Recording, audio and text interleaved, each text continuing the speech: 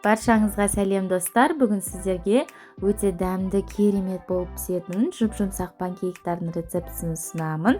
Достар, сіздерге видео ұнап жатса, каналға тіркеліп, мені қолдап қоюды ұмытпаңыздар. Алдымен айранға соданы қосып, араластырып аламыз.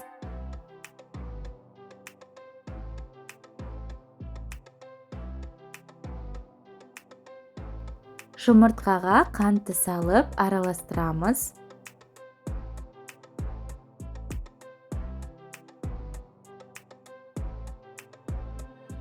Айран мен сұйық майды құйып, тағы да біркелкі масса болғанша араластырамыз.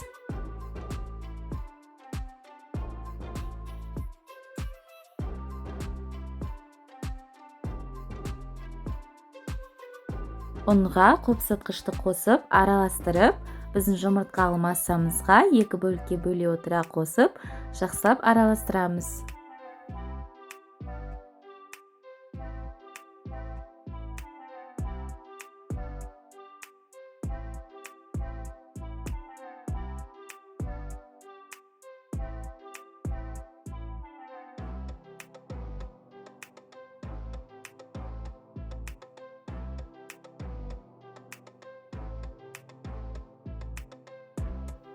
Қызып тұрған табада баяу отта панкейктерімізді пісіріп бастаймыз. Шамамен 1 ас қасықтан салып пісіреміз. Ортасына шоколад қостым. Сіздер шоколадты паста немесе ештеңе қоспай пісірсеңіздер де өте дәмді болып шығады. Ешқандай табаға май құйып қажет емес, майсыз пісіреміз. Бірінші бетін шамамен 2-3 минут ұстаймыз да, екінші беті қызарғанша ұстаймыз. Сонымен панкейктеріміз дайын. Панкейк өте керемет дәмді болып шығады. Міндетті түрде сіздерге дайындап көруге кеңес беремін.